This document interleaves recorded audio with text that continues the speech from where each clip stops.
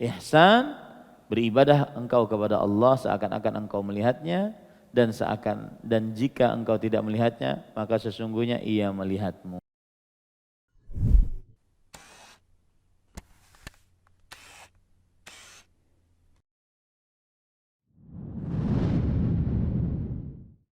Assalamualaikum warahmatullahi wabarakatuh. Bismillahirrahmanirrahim. Innal hamdalillah nahmaduhu wa nasta'inuhu wa nastaghfiruh wa na'udzu billahi min shururi anfusina wa sayyiati a'malina. Man yahdihillahu fala mudilla lahu wa man yudlil fala hadiya lahu.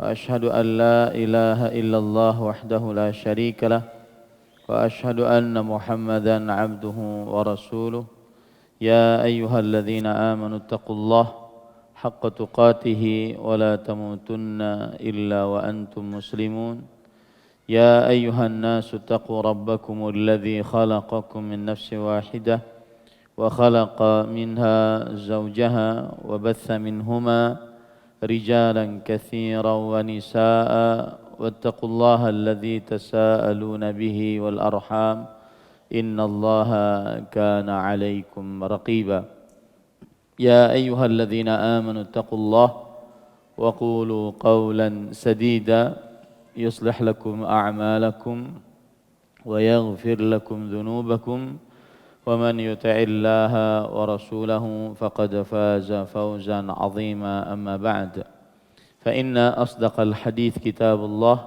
وأحسن الهدي هدي محمد صلى الله عليه وعلى آله وسلم وشر الأمور محدثاتها وكل محدثة بدعة وكل بدعة ضلالة وكل ضلالة في النار. Alhamdulillah, kita bersyukur pada Allah Subhanahu wa taala pada hari ini, hari Kamis malam Jumat 21 Zulhijjah 1443 Hijriah, kita dimudahkan oleh Allah Subhanahu wa taala untuk duduk bersama mengkaji kembali matan Al-Usul Ats-Tsalatsah, 3 landasan pokok akidah Islam yang ditulis oleh Al-Imam Syekhul Islam Muhammad bin Abdul Wahhab rahimahullahu ta'ala. Salawat dan salam semoga selalu Allah berikan kepada Nabi kita Muhammad sallallahu alaihi wa ala alihi wasallam, pada keluarga beliau, para sahabat, serta orang-orang yang mengikuti beliau sampai hari kiamat kelak. Dengan nama-nama Allah yang husna dan sifat-sifatnya yang ulia, kita berdoa, Allahumma inna nas'aluka ilman nafi'an wa rizqan tayyiban wa amalan mutaqabbala. Allahumma amin. Ahibati fillah, afanillah wa iyyakum, kaum muslimin, jamaah Masjid Utsman bin Affan, Andil Bakti, Barito Kuala, Kalimantan Selatan yang saya cintai karena Allah. Semoga Allah Subhanahu wa taala selalu memberikan afiat kepada kita di dunia dan di akhirat. Pada kesempatan kali ini kita melanjutkan membahas tentang al-aslu tsani, pokok dasar akidah Islam yang kedua, yaitu ma'rifatu dinil islami bil adillah, mengenal agama Islam dengan dalil-dalilnya.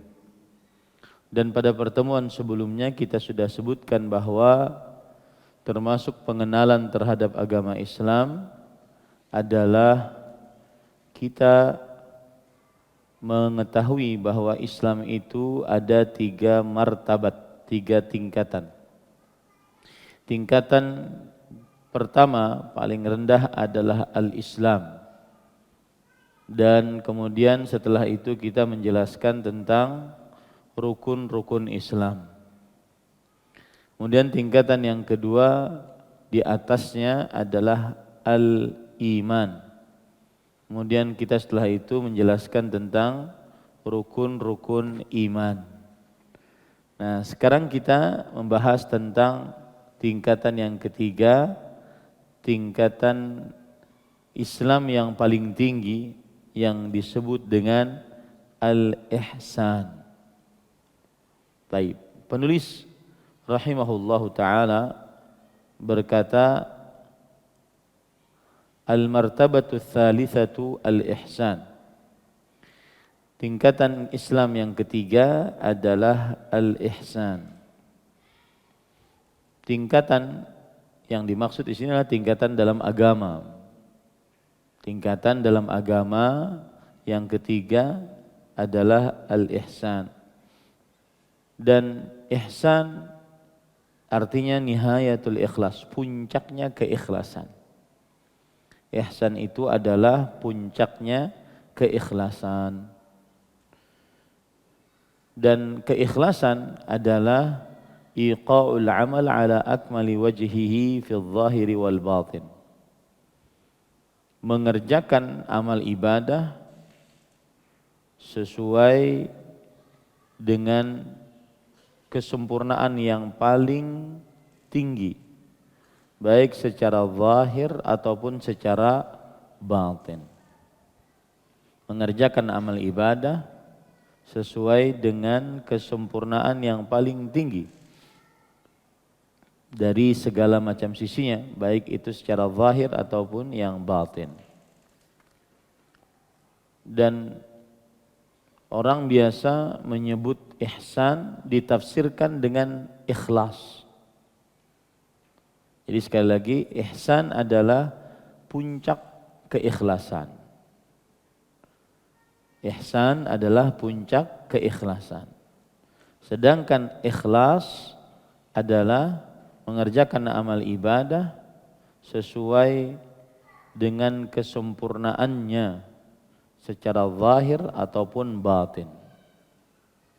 Oleh karena itu kadang ihsan ditafsiri dengan ikhlas. Ikhlas sama dengan ihsan, ihsan sama dengan ikhlas. Bismillah.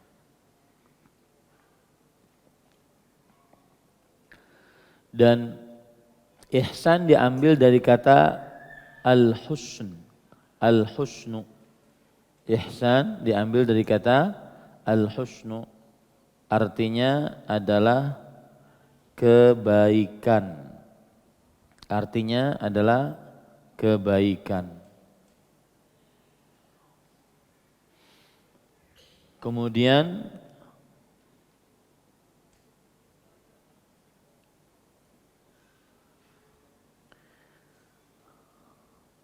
jika ihsan ditafsiri dengan ikhlas, berarti ihsan ditafsiri dengan nilai dan buah dari ihsan itu sendiri.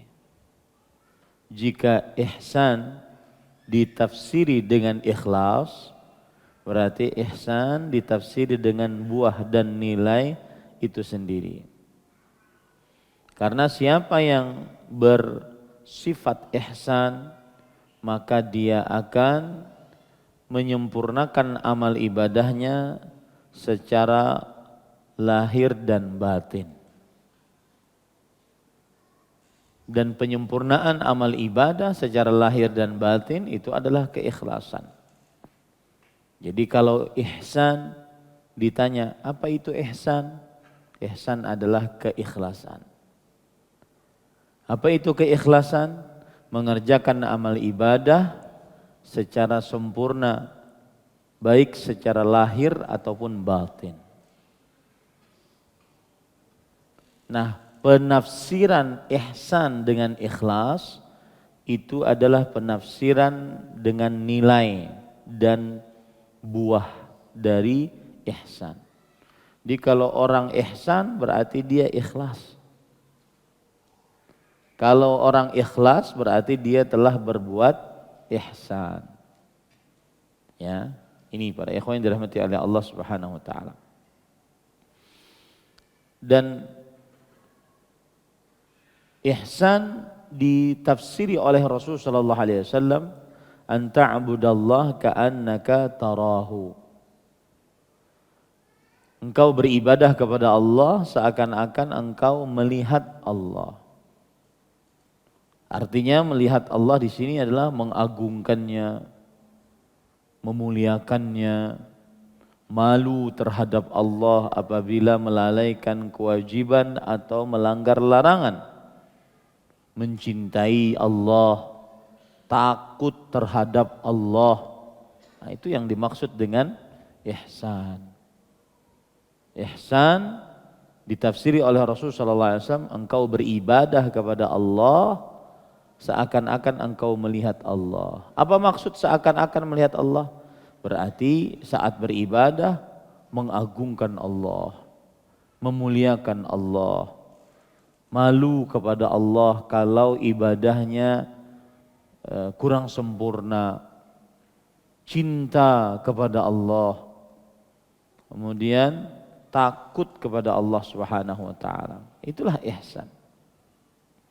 Ihsan ini akan membuat orang muraqabah, merasa diawasi. Dosa-dosa yang kita lakukan secara sendirian itu bisa diobati dengan ihsan.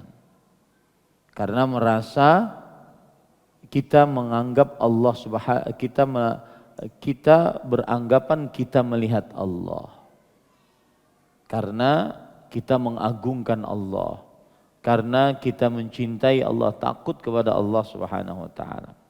Atau kalau tidak bisa, maka kita meyakini Allah melihat kita.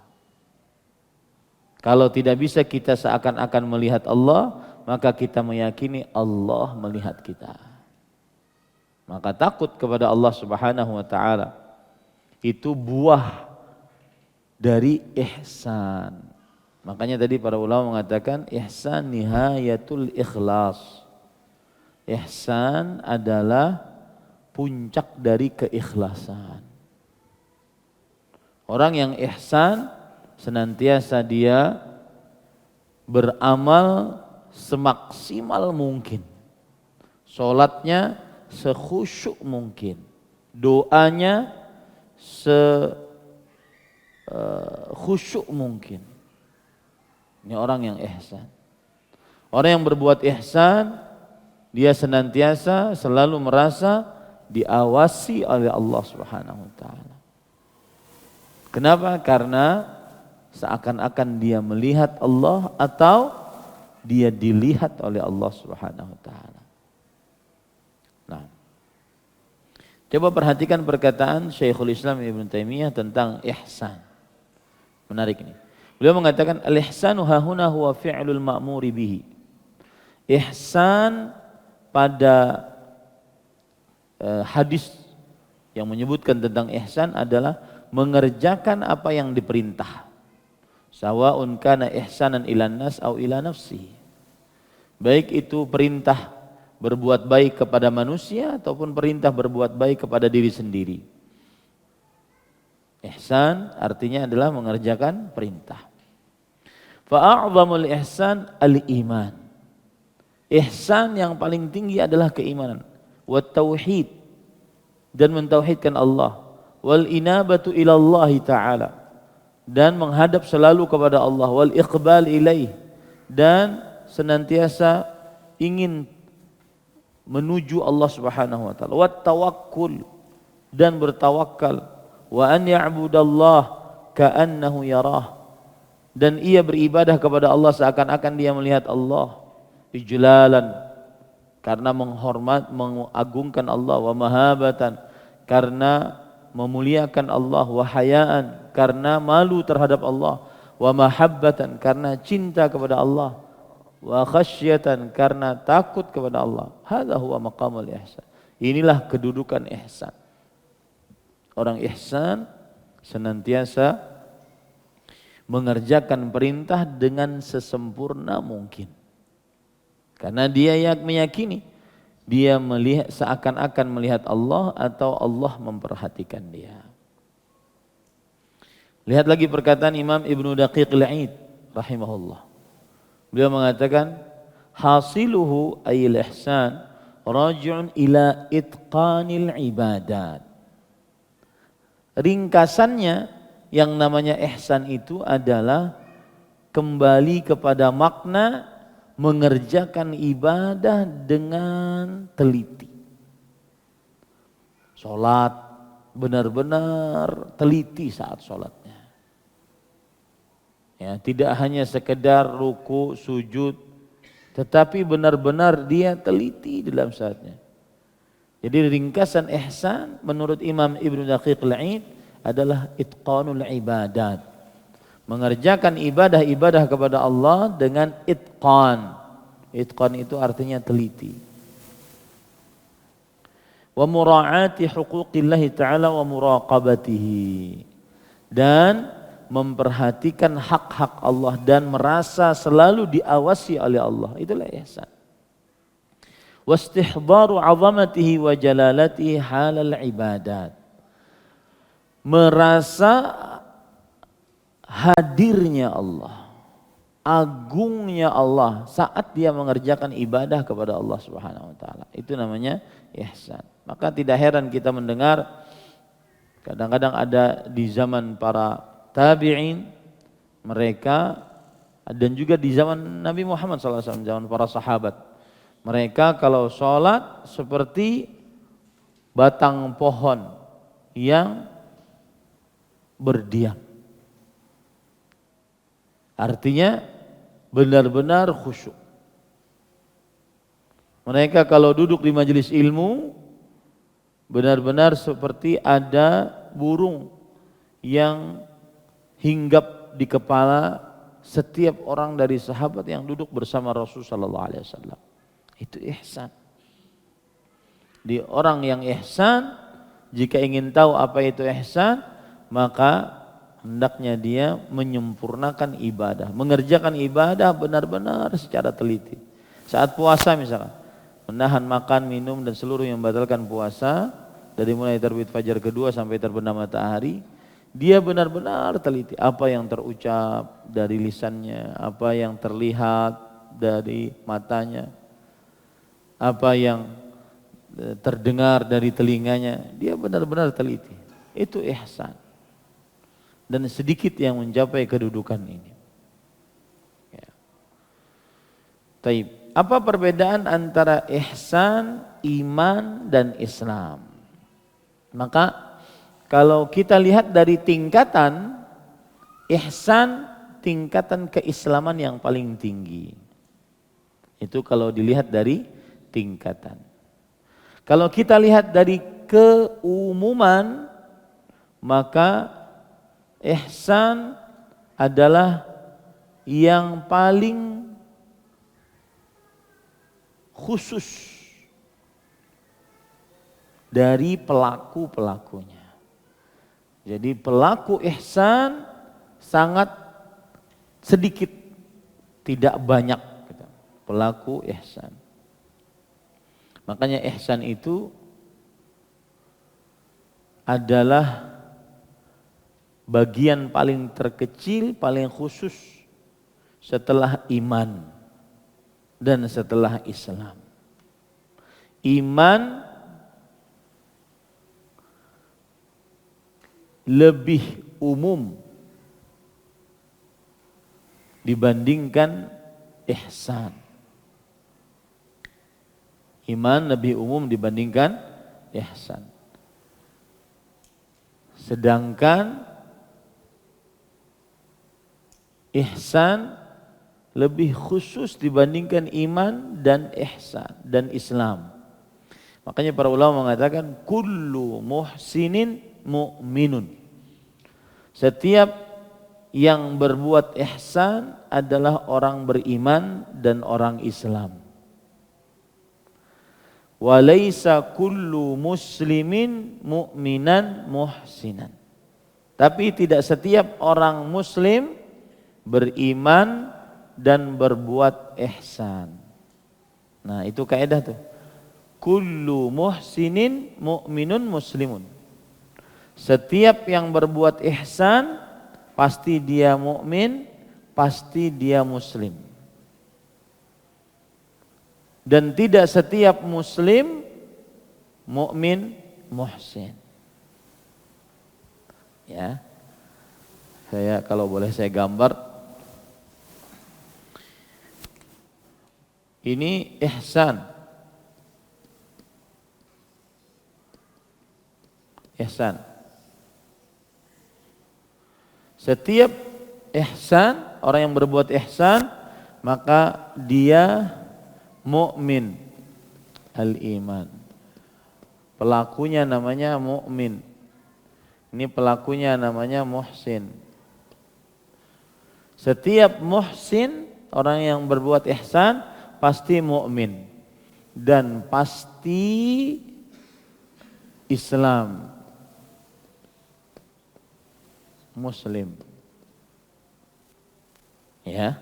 Setiap orang yang berbuat ihsan pasti berbuat iman, berbuat Islam. Setiap yang muhsin pasti mukmin, pasti muslim. Walaisa kullu muslimin. Nah, tidak setiap muslim mukmin muhsin.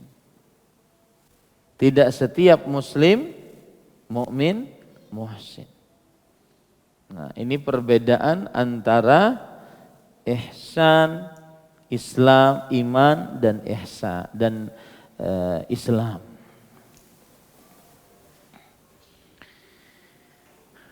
Baik. Para ikhwan yang dirahmati oleh Allah Subhanahu wa taala,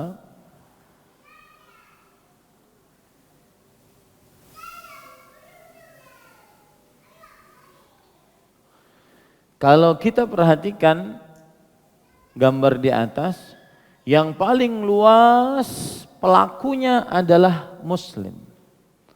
Yang paling banyak adalah muslim.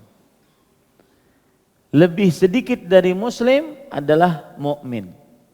Lebih sedikit lagi adalah muhsin. Nah itu. Jadi kebanyakan kaum muslimin muslimun. Tetapi tidak semua muslim mukmin, apalagi muhsin. Karena mukmin dan muhsin terutama adalah tingkatan keislaman yang paling tinggi.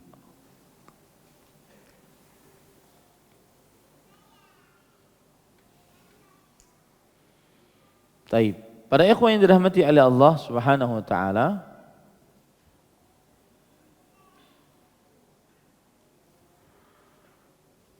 kalau kita perhatikan hadis Rasul sallallahu alaihi wasallam,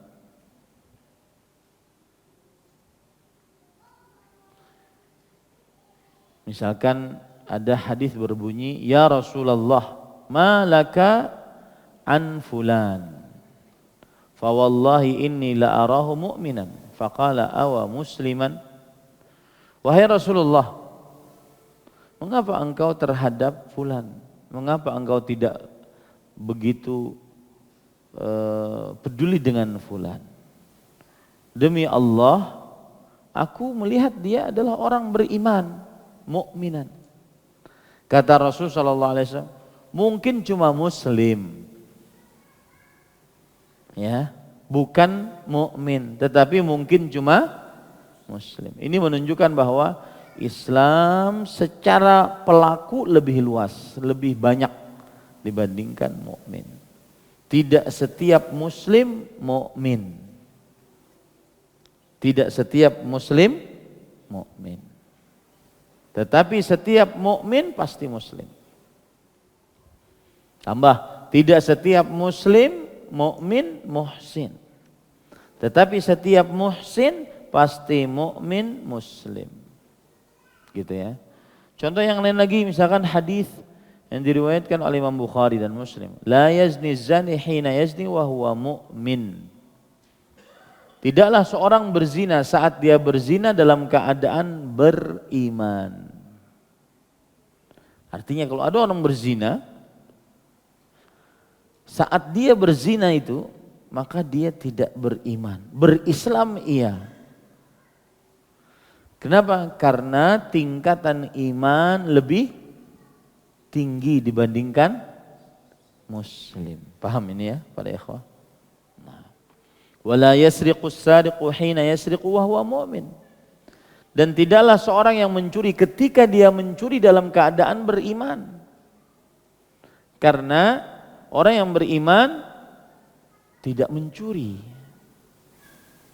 Mungkin orang tersebut hanya muslim, tingkatan keislaman yang paling rendah.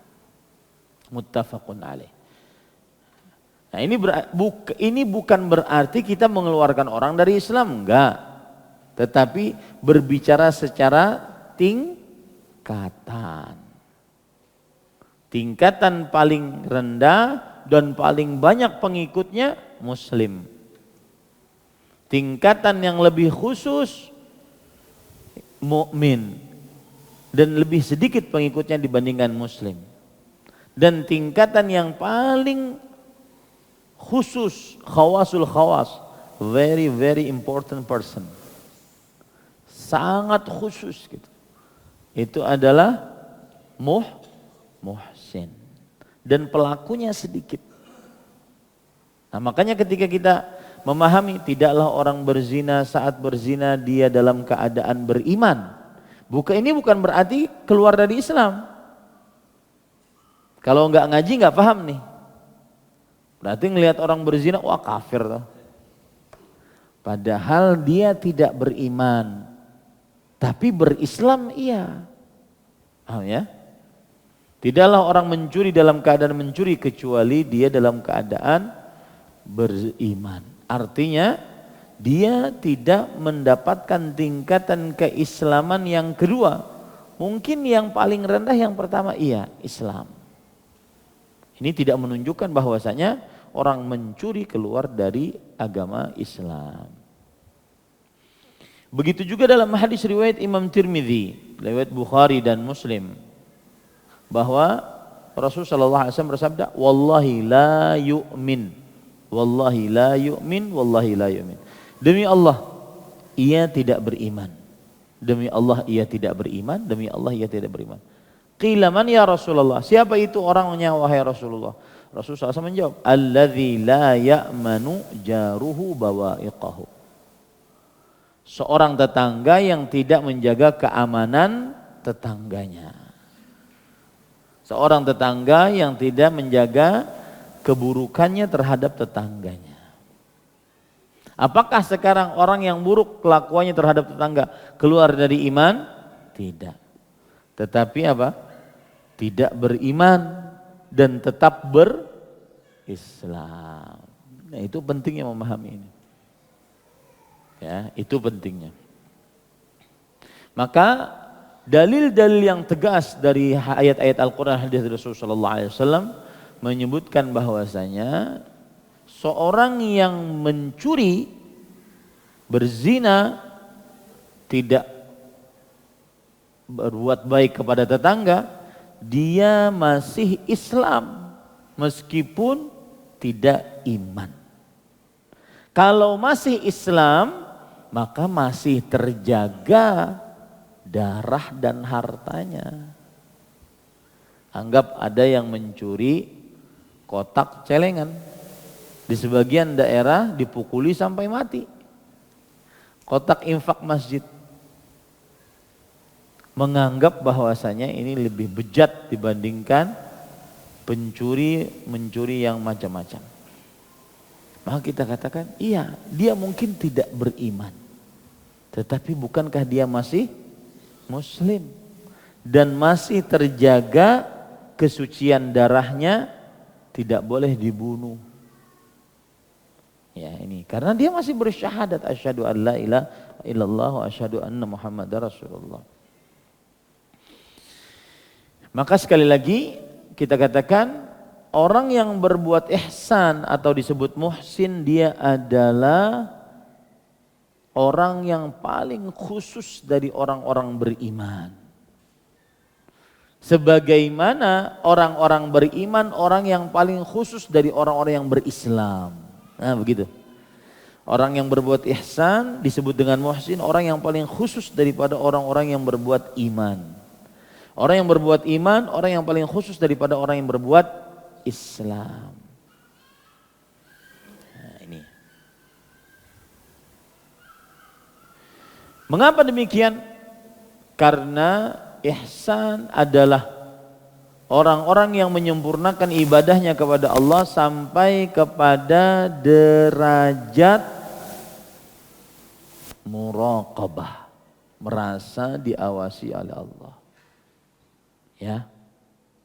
Orang yang berbuat ihsan, orang-orang yang menyempurnakan ibadahnya sampai kepada derajat muraqabah. Makanya saya sering mengatakan obat bermaksiat saat sendirian, baik itu melalui media sosial ataupun hal-hal lainnya yang dilakukan saat sendirian, obatnya adalah pelajari ihsan, merasa diawasi oleh Allah Subhanahu wa taala. Nabi Yusuf bagaimana bisa selamat dari godaan istri gubernur Mesir?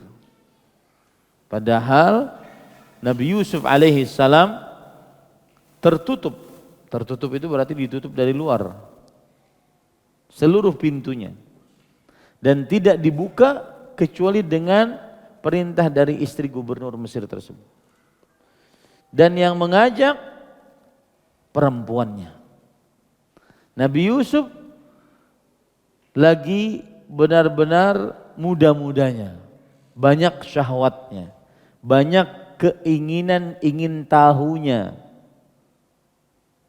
Tetapi dengan segala macam, bahkan disebutkan oleh para ulama ada 100 godaan yang ada pada Nabi Yusuf saat itu. Tetapi dengan sikap muraqabah, ihsan, beliau selamat. Allah Subhanahu wa taala berfirman, "Falamma hamma bihi wa hamma biha laula ar-ra'a burhan rabbih. Kadzalika linasrif anhu as-su'a wal fahsya innahu min ibadinal mukhlasin." Dan ketika istri gubernur Mesir sudah benar-benar berhasrat kepada Nabi Yusuf pun menginginkan. Karena laki-laki wajar. Kalau laki-laki tidak suka perempuan, itu adalah abnormal. Ya. Jalan dengan istri, kemudian dia melihat perempuan, itu normal. Tapi kalau dilawasi dosa. Ya, melihat perempuan itu normal, tapi dilawasi dosa. Karena memang itulah zuyyina linnas hubbus syahawat minan nisa. Diindahkan kepada manusia kecintaan terhadap para perempuan. Yang angguk-angguk, wah berarti boleh setelah. Bukan boleh, tapi itu sifat tabiat manusia. Bukan boleh ya, bukan. Impian angguk-angguk, wah nyaman nih karena kita pasar. Bukan boleh, tapi sifat tabiat manusia. Ya. Nah, pada ikhwan yang dirahmati oleh Allah, yang bisa menyelamatkan Nabi Yusuf adalah innahu min ibadinal mukhlasin. Sesungguhnya beliau adalah hamba-hamba kami yang ikhlas, yang ihsan. Makanya tadi kita sebutkan di awal, al-ihsan nihayatul ikhlas. Ihsan adalah puncak keikhlasan yang menghasilkan muraqabah. Ya, yang menghasilkan selalu merasa diawasi oleh Allah Subhanahu wa taala. Nah, dijelaskan oleh Imam Ibnu Qayyim bagaimana kiat agar bisa berbuat ihsan ini. Sampai kepada derajat ihsan ini bagaimana? Dijelaskan oleh beliau dalam kitab Al-Wabilus Sayyib. Beliau mengatakan, innahu dzikru yurithul muraqabah hatta yudkhilahu fi babil ihsan. Zikir mewariskan sikap merasa diawasi sampai memasukkan dia ke dalam pintu ihsan. Coba kita coba masing-masing. Ya. Perbanyak berzikir. Zikir apa? Entah itu istighfar, tasbih, tahmid, takbir, sholawat, zikir apapun, perbanyaklah. Maka itu mewariskan muraqabah. Ini sulit dipahami nih. Mengapa menyebutkan subhanallah, subhanallah, subhanallah, la ilaha illallah, ilaha illallah. Kemudian mewariskan sikap muraqabah, merasa diawasi oleh Allah. Astaghfirullah, astaghfirullah, astaghfirullah, astaghfirullah. Mewariskan sikap merasa diawasi oleh Allah. Ini sulit dipahami dengan otak manusia. Karena itu adalah petunjuk dari Allah Subhanahu wa taala. Mengapa orang banyak berzikir, banyak baca Quran, maka dia akan selalu merasa diawasi oleh Allah. Ini sulit untuk dipahami dengan akal.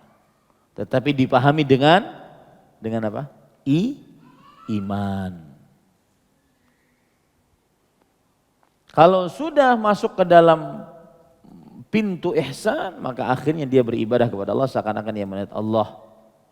Wala sabila lil ghafil 'anil dzikri ila maqamil ihsan ini. Tidak ada jalan bagi yang lalai berzikir untuk masuk ke derajat ihsan. Tidak ada jalan untuk orang yang lalai dari berzikir kepada Allah untuk masuk ke derajat atau ke pintu ihsan. Jangankan zikir yang terus menerus. Zikir setelah sholat terkadang tidak.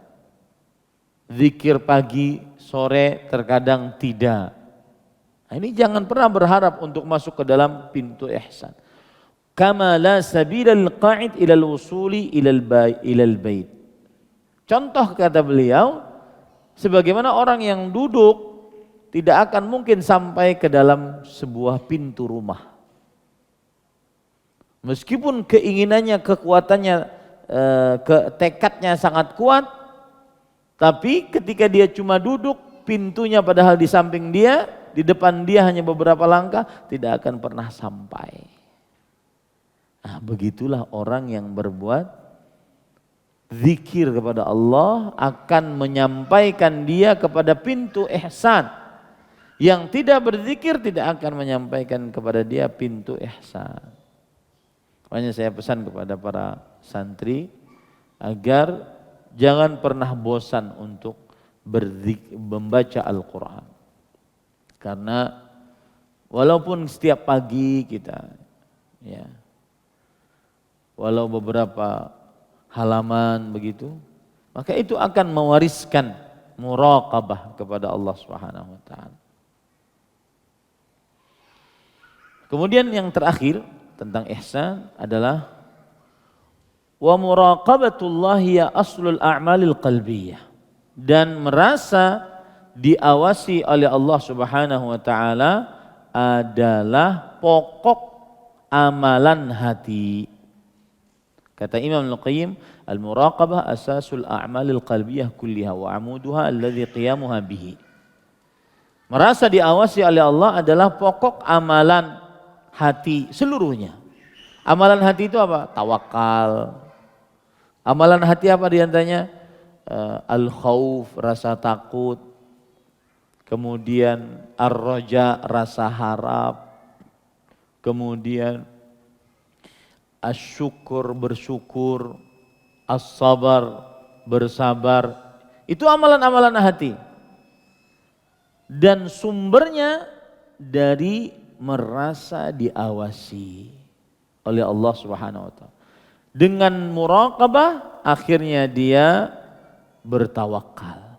Dengan muraqabah akhirnya dia bersyukur, bersabar, takut, harap dan seterusnya. Jadi muraqabah adalah pokok amalan hati seluruhnya. Amalan-amalan hati banyak, maka yang bisa menggerakkan amalan-amalan hati tersebut adalah selalu merasa diawasi oleh Allah, yaitu berbuat ihsan. Kita lanjutkan apa yang disebutkan oleh Al-Imam Syekhul Islam Muhammad bin Abdul Wahhab rahimahullah. Beliau kemudian mengatakan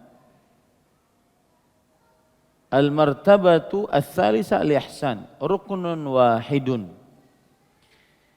Tingkatan keislaman yang ketiga adalah al-ihsan. Dan dia cuma satu rukun. Kalau Islam kan 5 rukun, kalau iman 6 rukun, kemudian kalau ihsan 1 rukun. Makanya ada kelompok pengajian itu 561. Itu kodenya 561. Itu diambil dari itu. Rukun Islam, rukun iman, rukun ihsan. 561. Tapi kadang-kadang kalau pakai kode-kode begitu jadi dikultuskan gitu. Ya. Angkanya yang dikultuskan tapi prakteknya kadang-kadang tidak dipraktekkan. Tidak diilmui malahan.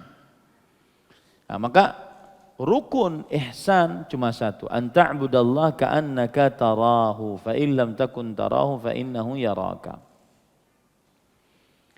Yaitu engkau beribadah kepada Allah dalam seluruh amal ibadah seakan-akan engkau melihat Rabbmu saat mengerjakan ibadah tersebut.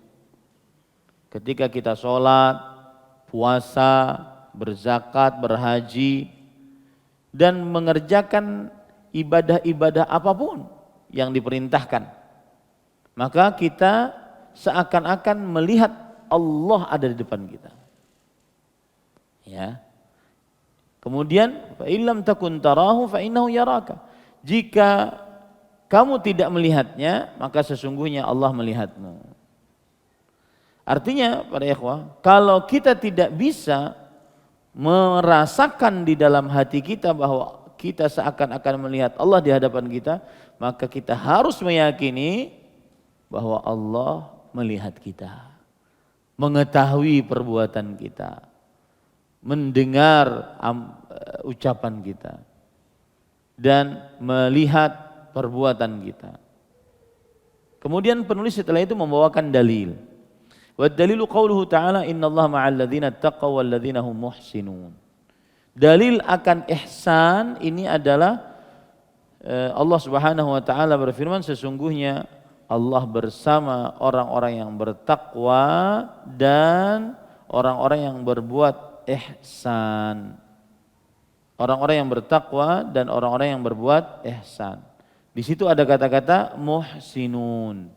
Orang-orang yang berbuat ihsan. Ini menunjukkan bahwasanya ada tingkatan yang namanya ihsan. Itu ayat disebutkan dalam surah Al-Nahl ayat 128.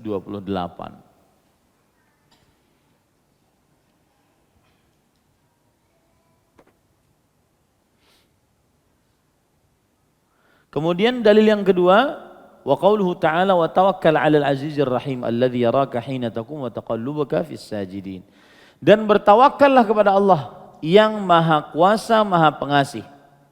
Yang mana Allah melihatmu saat engkau bangun berdiri mengerjakan sholat dan saat engkau sujud bersama orang-orang yang sujud. Allah Subhanahu wa taala melihat kita. Meskipun di malam gelap gulita seorang bangun tidak ada yang mengetahuinya, Allah mengetahuinya. Makanya orang yang ihsan itu dia tidak peduli pandangan manusia. Dia peduli adalah pandangan Allah terhadap dia. Dan itu yang membuat dia ikhlas, dan ikhlas menghasilkan istiqamah. Ya. Dan istiqamah menghasilkan husnul khatimah. Orang yang berbuat ihsan tidak peduli dia dengan pandangan manusia. Karena dia tahu alladzi yaraka hina taqum. Dia yakin Allah melihat dia. Pandangan manusia mungkin susah kalau kita ingin memperlihatkan amalan kita. Akada tahu ikam aku tadi bangun setengah malam. Ya. Gimana caranya memberitahu kepada orang? Tapi tanpa kita memberitahu kepada Allah, maka Allah mengetahui apa yang kita lakukan dari sholat malam. Ini disebutkan oleh Allah Subhanahu wa taala. Dalil yang kedua tentang ihsan yang dibawakan oleh Al-Imam Syekhul Islam Taimiyah rahimahullah, Imam Syekh Muhammad bin Abdul Wahhab rahimahullah, yaitu dalam surat Asy-Syu'ara ayat 217, 218, 219. Kemudian dalil yang ketiga, wa qauluhu ta'ala wa ma takunu fi syan wa ma tatlu minhu min Qur'an wa la ta'maluna min amal illa kunna 'alaikum syuhudan id tufiduna fi. Dan apa saja yang kamu berada padanya. Artinya apa saja yang kamu lakukan. Apa saja yang kamu lakukan. Dan apa saja yang kamu baca dari Al-Quran. Dan tidaklah kamu mengerjakan sebuah amalan apapun kecuali kami menjadi saksi atas kalian. Makanya orang, sekali lagi ya, orang yang sampai kepada derajat ihsan tidak peduli omongan orang. Dia peduli adalah penilaian Allah Subhanahu wa taala. Karena dia yakin Allah menyaksikan amalannya. Illa kunna alaikum syuhudan id tufiduna fi. Ketika kalian mulai melakukan amalan tersebut, maka Allah akan menyaksikannya. Nah, ini 3 dalil. Dalil yang ketiga itu disebutkan oleh Allah Subhanahu wa taala di dalam surat Yunus ayat 61. Itu dalil-dalil ihsan dari Al-Qur'an. Sedangkan dalil dari sunnah Rasul sallallahu alaihi wasallam panjang dalilnya, yaitu hadis Jibril namanya, disebut oleh para ulama.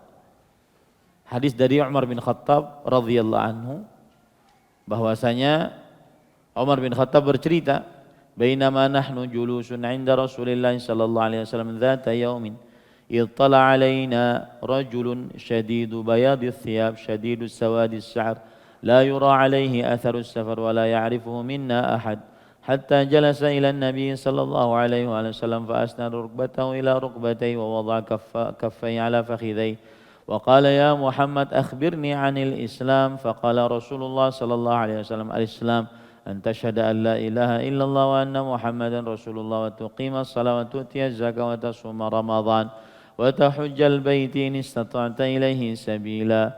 Qala sadaqta fa'ajibna lahu yas'alu wa yusaddiqu. Qala fa akhbirni 'anil iman. Qala an tu'mina billahi wa malaikatihi wa kitabihi wa kutubihi wa rusulihi wal yawmil akhir wa tu'mina bil qadri khairi wa syarri. Qala sadaqta. Qala fa akhbirni 'anil ihsan. Qala an ta'budallaha ka'annaka tarahu fa in lam takun tarahu fa innahu yarak. Ini adalah dalil dari hadis Rasulullah SAW tentang ihsan. Dan dalil ini disebut oleh para ulama sebagai hadis Jibril, karena Jibril menyerupakan dirinya menjadi manusia, duduk di hadapan Rasulullah SAW bertanya tentang keislaman. Bertanya tentang Islam yang pertama, kemudian iman, kemudian ihsan. Ya, saya artikan dalil dari sunnah Rasulullah SAW. Sunnah yang dimaksud di sini hadis.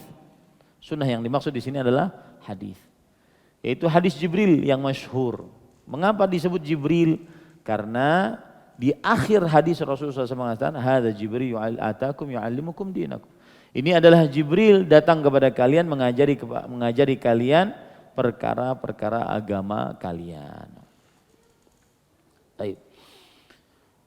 Umar bin Khattab radhiyallahu anhu bercerita bahwa ketika kita duduk bersama Rasulullah SAW pada suatu hari, ini merupakan kebiasaan para sahabat duduk dengan orang berilmu. Dan semestinya ini menjadi pelajaran bagi kita, terutama Masjid Utsman bin Affan. Kalian punya tugas ngajak orang-orang sekitar ya agar duduk di majelis. Kita tidak perlu ngajak orang-orang banyak, tapi orang-orang sekitar. Bagaimana caranya? Orang-orang sekitar masjid agar gemar ke masjid, gemar menimba ilmu agama, gemar untuk duduk di majelis ilmu. Ya. Ini PR tersendiri bagi pengurus masjid, kemudian anak muda masjid Utsman bin Affan. Kemudian ittala alaihina rajul, datanglah seorang laki-laki sangat putih pakaiannya, sangat hitam rambutnya, tidak terlihat bekas safar. Tetapi tidak seorang pun dari kita mengetahui dia. Karena kalau seandainya jamaah masjid ini tahu kita, oh si fulan rumahnya di sini, si fulan rumahnya di sana. Tapi ini orang asing, orang baru, tapi tidak terlihat dia sebagai orang yang bersafar. Ini sudah menimbulkan sesuatu perhatian dari para sahabat. Lalu orang tersebut duduk mendekat kepada Rasulullah SAW. Dan ini adab dalam menuntut ilmu. Duduk lebih dekat kepada guru. Menempelkan dua lututnya kepada dua lutut Rasulullah, berarti benar-benar di hadapan. Meletakkan kedua telapak tangannya di atas kedua pahanya. Ada dua tafsiran di sini. Kedua tangannya diletakkan di atas kedua paha Rasulullah SAW atau di atas kedua pahanya sendiri. Dua-duanya benar, tetapi yang lebih seperti orang yang ingin benar-benar bertanya adalah meletakkan kedua telapak tangannya ke kedua paha Rasulullah SAW. Kemudian orang ini berkata, ya Muhammad. Muhammad ini menunjukkan bahwasanya Nabi Muhammad SAW dipanggil oleh Jibril dengan nama. Dan ini menunjukkan kedekatan Jibril alaihi salatu wassalam dengan Nabi Muhammad SAW. Beritahukan kepadaku tentang Islam. Kemudian Nabi Muhammad SAW menjawab Islam dengan rukun Islam. Mengucapkan dua kalimat syahadat, mendirikan sholat, membayar zakat, berpuasa pada bulan Ramadan, dan berhaji ke Baitullah bagi siapa yang sanggup. Kemudian yang bertanya ini membenarkan. Maka kata Umar bin Khattab, kami heran, dia bertanya malah membenarkan. Ya. Kemudian fa akhbirni anil iman, beritahukan kepadaku tentang iman. Kemudian Rasulullah SAW menjawab iman dengan rukun iman. Beriman kepada Allah, para malaikatnya, kitab-kitabnya, para rasulnya, hari akhir, dan beriman kepada qadar baik dan buruknya. Kemudian orang itu membenarkan lagi, sadaqta, engkau benar. Lalu orang itu bertanya dengan pertanyaan yang ketiga, beritahukan kepada kami tentang ihsan.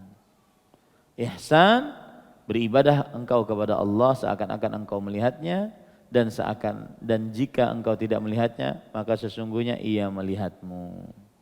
Nah ini dalil tentang ihsan yang ada di dalam hadis Jibril yang panjang.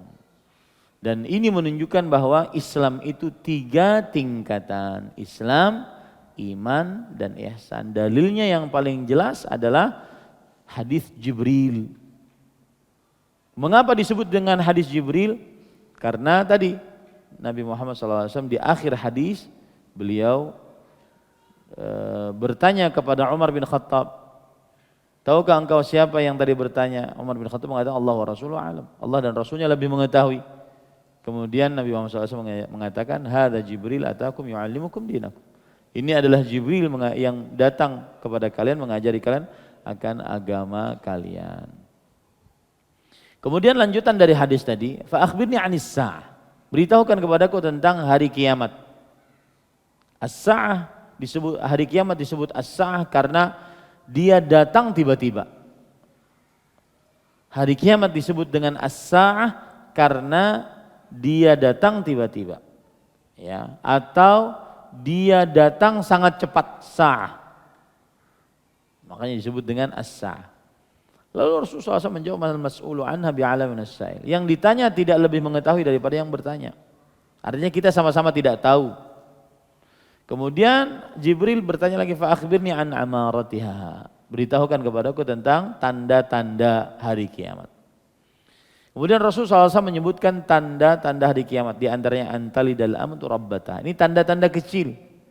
Seorang budak perempuan melahirkan anak majikannya, melahirkan majikannya.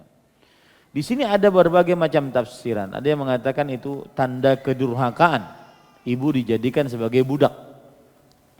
Ada yang mengatakan bahwa nanti kaum muslimin banyak penaklukan, kemudian banyak tawanan-tawanan, dan akhirnya banyak budak-budak perempuan. Lalu budak itu digauli, karena kan budak boleh digauli tanpa nikah. Budak digauli, kemudian setelah itu lahir anak laki-laki. Anak laki-laki ini menjadi tuan nantinya. Nah, itulah tuan, seorang budak perempuan melahirkan tuannya. Jadi itu dua penafsiran. Tanda kedurhakaan, yang kedua adalah banyaknya penaklukan yang menyebabkan banyaknya budak perempuan yang akhirnya menghasilkan para majikan-majikan, karena yang dilahirkan adalah para lelaki. Wa antaral hufatal uratal ala tarya'a asyayatatawaluna fil bunyan. Dan engkau melihat seorang yang tidak memakai alas kaki, kemudian tidak memakai pakaian, miskin, penggembala kambing, mereka berlomba-lomba dalam meninggikan bangunan. Berlomba-lomba dalam meninggikan bangunan, ini menunjukkan bahwasanya orang-orang yang di pedalaman Arab, orang-orang yang dulunya miskin, maka dilapangkan rezekinya oleh Allah Subhanahu wa taala. Dan mengapa disebutkan di situ penggembala kambing? Kata Imam Ibnu Daqiq al-Aid, "Innama khassa ri'a asy-sya' bidzikr li'annahum adhafu ahli al-badiyah." Penggembala kambing itu adalah penduduk pedalaman yang paling miskin. Nah, ini rahasia. Mengapa disebutkan penggembala kambing? Karena penggembala kambing itu adalah penduduk pedalaman yang paling miskin. Nah, para ikhwan yang dirahmati oleh Allah Subhanahu wa taala, di sini sebagian ulama mengatakan bahwa nanti orang-orang yang miskin, orang-orang yang rendahan, mereka menjadi pemimpin, banyak harta, berbangga-bangga dengan tingginya bangunan, bermegah-megah, bermewah-mewah. Dan ini termasuk daripada hadis Rasulullah SAW, "Idza wusidal amru ila ghairi ahli fantadhiris sa'ah." Jika sebuah perkara diberikan kepada yang tidak berhak, maka tunggu dibangkitkannya hari kiamat. Ya, tunggu dibangkitkannya hari kiamat. Jika sebuah perkara tidak diberikan kepada yang tidak berhak, maka tunggu kebangkitan hari kiamat, karena terjadi kerusakan. Jadi salah satu penafsiran orang-orang miskin, mereka berlomba-lomba meninggikan bangunan, salah satu penafsirannya adalah memberikan tugas kepada yang tidak berhak untuk mendapatkan tugas tersebut. Ya, ini para ikhwan yang dirahmati oleh Allah. Tsumman talaq, lalu orang itu pergi. Falabithtu maliyan, lalu aku tunggu, kata Umar bin Khattab. Tsumma qala li, ya Umar, atadri manis sa'il? Lalu Rasul sallallahu alaihi wasallam bertanya, wahai Umar, tahukah engkau siapa orang yang bertanya tadi? Umar menjawab, qultu Allah wa rasuluhu alam. Allah dan Rasulnya lebih mengetahui. Qala fa innahu Jibril atakum yu'allimukum dinakum. Sesungguhnya beliau adalah Jibril yang mendatangi kalian dan mengajari kalian ilmu agama Islam. Para ikhwan yang dirahmati oleh Allah Subhanahu wa taala, inilah dalil tentang ihsan. Dan hadisnya panjang dibawakan oleh penulis karena memang di dalam hadis ini terdapat pelajaran-pelajaran yang sangat banyak. Dan kalau, nih perhatian sebelum kita tutup, kalau seandainya ada orang ingin belajar agama Islam dan dia belajar agama Islam itu hanya sebatas ingin menghilangkan kebodohan dari dirinya, cukup dia pelajari hadis ini. Ya, cukup dia pelajari hadis ini. Misalkan seorang laki-laki ingin belajar ilmu agama Islam. Belajar ilmu agama Islam. Cukup dia pelajari hadis ini. Dia laki-laki nanti pulang ke rumahnya sebagai suami, sebagai bapak, cukup. Dia tidak ingin menjadi ustadz, tidak ingin menjadi pendakwah, tidak ingin jadi pimpinan pesantren, cukup belajar hadis ini. Tapi kalau seandainya lelaki ingin menjadi penuntut ilmu, ingin melanjutkan kuliah di bidang agama, ingin menjadi pengajar, pendakwah, maka harus tinggi kuliahnya, harus tinggi belajar akidahnya, harus pakai matan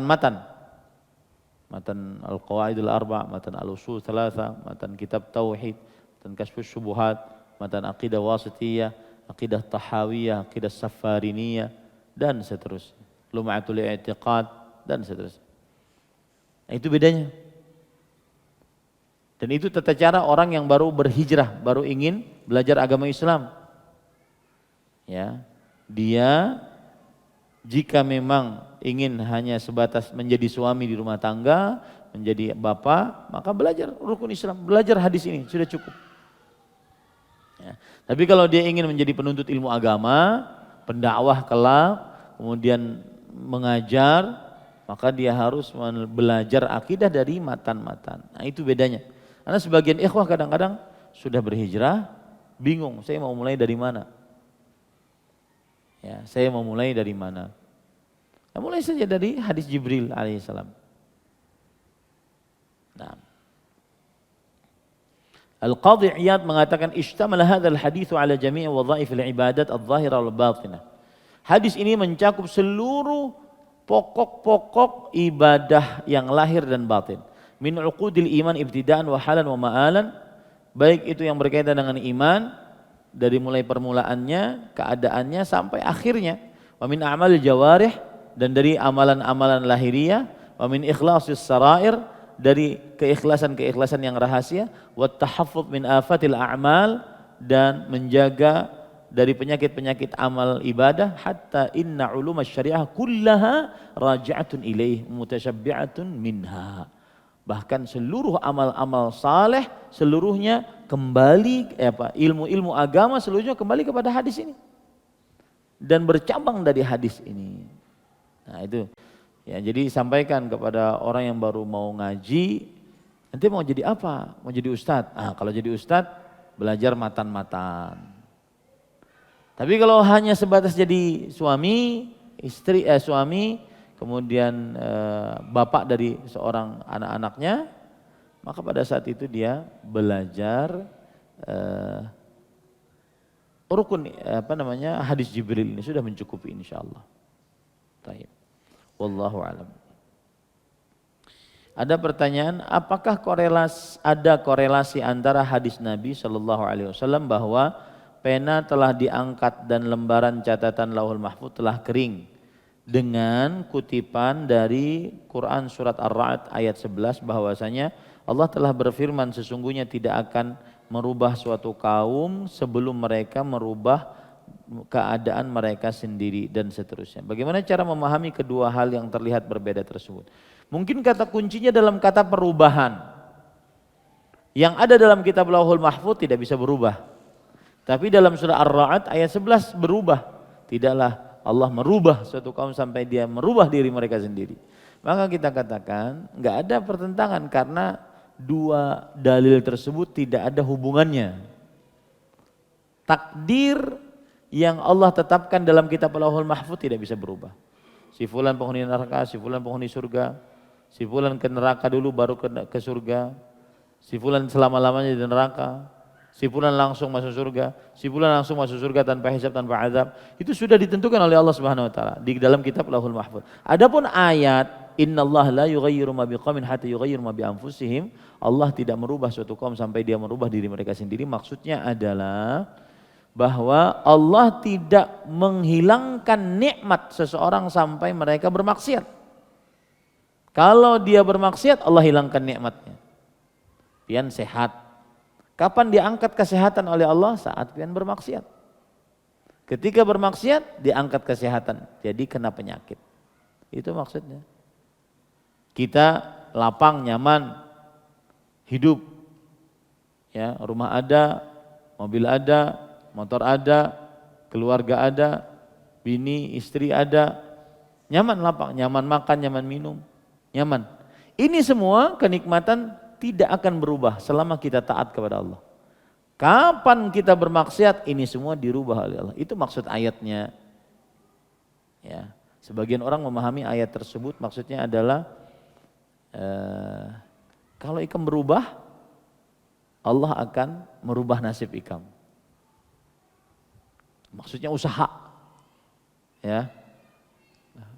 Kadang mungkin kita dapat uang tanpa usaha. Nah, ini salah memahami ayat itu. Ayat itu maksudnya adalah nikmat tidak akan dirubah sampai orang bermaksiat. Afiat tidak akan dirubah sampai orang bermaksiat. Kalau dia sudah bermaksiat, maka Allah akan rubah afiat yang Allah berikan. Seperti kaum Saba. Kaum Saba itu dua kebun, punya kebun surga, kebun di dunia gitu. Sampai-sampai disebutkan dalam tafsir Imam Ibnu Katsir, orang kalau di kebun kaum Saba itu bawa bakul di atasnya, kemudian jalan di kebunnya itu pohonnya, buahnya sudah jatuh sendiri ke bakulnya tanpa dipetik, saking suburnya. Tidak ada lalat, tidak ada kotoran. Nah, ini nikmat dirubah oleh Allah dengan bendungannya hancur, jebol. Kapan mereka itu dirubah oleh Allah nikmatnya? Saat mereka bermaksiat, menyembah matahari. Nah itu maksudnya. Nikmat tidak dirubah sampai orang bermaksiat. Itu maksud Allah tidak merubah suatu kaum sampai dia merubah diri mereka sendiri. Bukan berarti maksudnya usaha, itu bukan. Ya, berusaha ikam. Allah kadang merubah sampai kamu merubah dirimu sendiri. Tidak, itu bukan itu maksudnya. Wallahu a'lam. Terakhir, jika kita bekerja pada suatu perusahaan pada divisi tertentu dan mendapat fasilitas gaji per bulan, namun suatu ketika kita diberi makanan atau minuman oleh divisi lain karena kita membantu pekerjaan mereka. B. Diberi makanan oleh supir dari luar perusahaan yang mengangkut barang dagangan perusahaan. C. Diberi makanan karyawan perusahaan lain yang bertugas di perusahaan kita dengan maksud berbagi. Apakah itu haram dimakan? Karena itulah yang dimaksud dengan harta khianat. Jazakallah khair. Ini sebenarnya masuk ke dalam ayat Al-Quran, hadis Rasulullah SAW. Hadayal umal ghulul, hadis riwayat Ahmad. Hadiah para pekerja adalah seperti harta rampasan perang yang diambil sebelum dibagikan. Dan itu dosa besar. Dan itu nanti akan dipikulkan kepada pundaknya di hari kiamat. Dijadikan oleh Allah seperti 7 lapisan bumi. Itu dosa besar. Ya. Nah, yang dimaksud di sini adalah dia diberi hadiah atas pekerjaan dia. Kalau dia tidak bekerja itu, dia tidak akan dapat hadiah itu. Karena ceritanya di zaman Rasulullah SAW ada orang ditunjuk sebagai pemimpin, kemudian pemimpin ini sebelum pulang dia mengatakan, ini adalah bagian saya, ini bagian kalian, bagian kalian, bagian kalian. Kata Rasulullah SAW, kenapa orang tersebut mengatakan ini bagian saya? Coba dia duduk di rumahnya aja, di rumah orang tuanya, apakah dia dapat bagian itu? Enggak. Ya, artinya dia dapat bagian itu karena ada pekerjaan itu. Maka setiap hadiah yang dia dapatkan karena memang dia bertugas di perusahaan tersebut, maka dia itu adalah hadiah para pekerja. Lalu solusinya bagaimana? Ditolak. Atau dikembalikan kepada perusahaan. Sudah masuk ke parut Ustaz, kan sudah dimakan tadi, sudah masuk ke parut, maka minta halal kepada pihak perusahaan. Kecuali kalau seandainya pihak perusahaan yang kita bekerja di dalamnya itu memperbolehkan, seperti tips bagi pekerja hotel, itu memang dapat tambahan uang dari gaji adalah seperti itu, ini dibolehkan. Nah itu dibolehkan. Demikian. Sama seperti misalkan saya petugas di sebuah perusahaan. Lalu saya berkolega membangun hubungan dengan perusahaan lain. Lalu perusahaan lain ini merasa terbantukan dengan keberadaan saya dikasih hadiah. Ini gak boleh saya ambil. Harus dikasihkan kepada perusahaan yang saya bekerja. Karena saya sudah digaji oleh perusahaan tersebut. Termasuk di dalamnya dalam pengajaran, pendidikan dan juga kesehatan. Perawat, dokter. Ya. Nah, ini tidak diperbolehkan. Seseorang mendapatkan gaji tetap kemudian dia mengambil karena dia diberi upah atas pekerjaan dia. Selain dari gaji yang dia ambil tersebut. Nah, ini tidak diperbolehkan. Wallahu a'lam. Ini yang bisa saya sampaikan. Insyaallah pada pertemuan yang akan datang kita bahas tentang al-aslul tsalits, pokok ajaran Islam yang ketiga, ma'rifatu Nabiyina Muhammad SAW, mengenal Nabi Muhammad SAW. Ini yang bisa saya sampaikan. Sallallahu Nabi Muhammad walhamdulillahirabbil alamin. Wassalamualaikum warahmatullahi wabarakatuh.